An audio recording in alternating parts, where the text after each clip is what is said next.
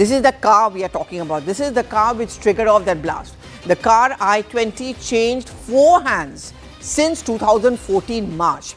Salman was the person who had bought the car in 2014, 18 March, and it was passed down multiple times. A Faridabad car dealer was found involved in selling this vehicle. The car ownership, however, wasn't changed. The transfers were done in an illegal manner. The car was roaming in the North Delhi area since early afternoon.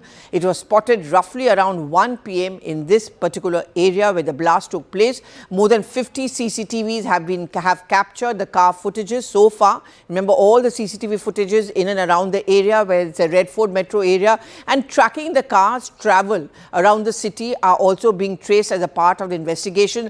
All the CCTV footages have been recovered from Kashmiri Gate, Daryaganj, Sunheri Masjid, as well as the Red Fort area. This entire route of the car is being established. These are the exclusive details which are brought to us by Ankur Sharma. Ankur is getting us all those details. Ankur, how critical will it then become in establishing where the car was brought from, who were the people who were involved? But the big point which you also raised is that it was all illegal transfers which were taking place. Yes, Pallavi, certainly. So, approximately 4 transfers were taken place. Starting from 2014, the first and original owner was Salman, and he transferred the car to one Devender, and Devender further transferred it to Sonu. This was they sold the car. They didn't transfer the vehicle, the ownership, and finally the Sonu sold this car to Tariq, the Pulwama guy. So according to the sources, they have narrowed down a big area, and multiple CCTVs have been identified, and the footage have been under examination, and approximately more than 50 CCTV footages have captured the footage of the car, which is I-20. And if I also show you the location where exactly the blast has happened yesterday. So if I tell you that this is the most crowded area of Delhi, this is old Delhi, and that gate which behind the barricade, that is the main gate of Chandni Chowk. Everybody enters from there. There are primarily 2 entries only. One, this is the main entry, and this blast has happened just close to 200 meters away from this entry point. And if I tell you, this Chandni Chowk area, the old Delhi area, is famous for wedding shopping.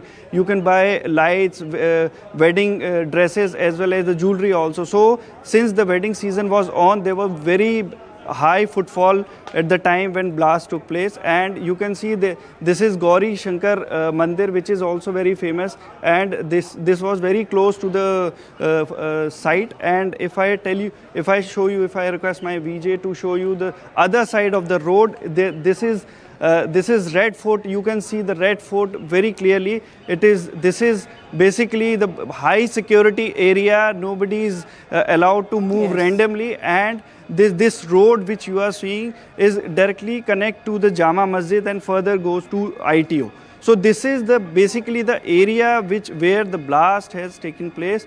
So certainly this was expected that they strategically, if the accused strategically choose this area and planted the bomb, and the CCTV footages clearly captured the accused who was driving the car at the time of just before few hours. In fact, the sources told us that around 1 p.m. the accused, the I-20 car was roaming around the area within the 4-5 kilometers. It went to Kashmiri Gate, it was noticed Sunheri Masjid, and later reached to the Daryaganj, and then finally reached to the destination of the blast spot. Yes, so Ankur, very interesting details you're getting for us. Very interesting details you're getting for us. And I like that point that you made, that it was very carefully chosen venue as far as to trigger off that blast is concerned. I mean, the rider over here, his investigation is still going on, Ankur.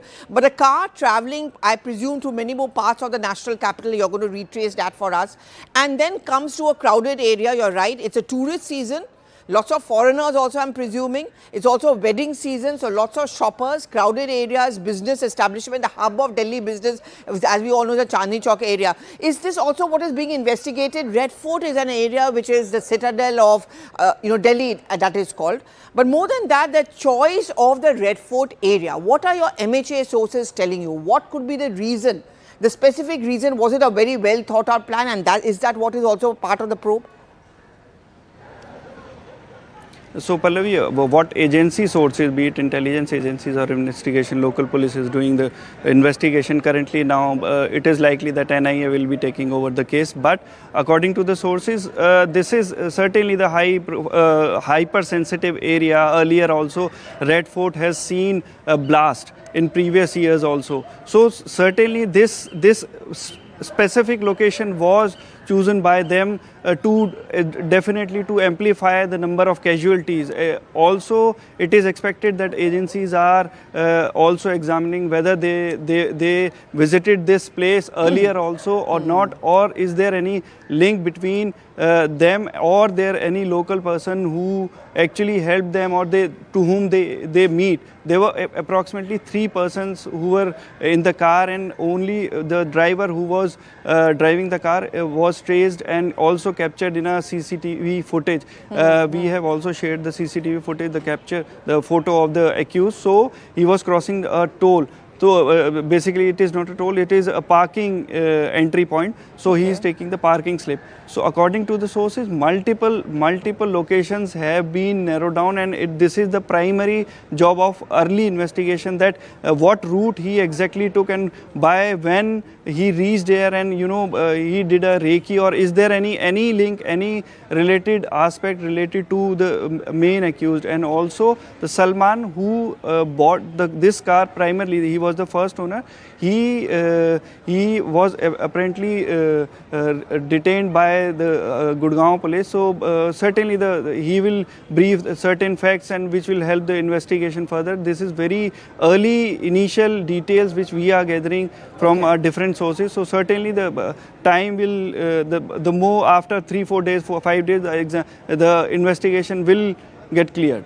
Yes, Ankur, absolutely. But thank you very much for those details. Those are those exclusive details which are being got by my colleague Ankur. Arunima is also there at the Red Fort. Arunima, Ankur made this point about we are going to take some time. Investigations are also going to focus about the journey of this car. This vehicle, I guess, is going to become the key point of investigation.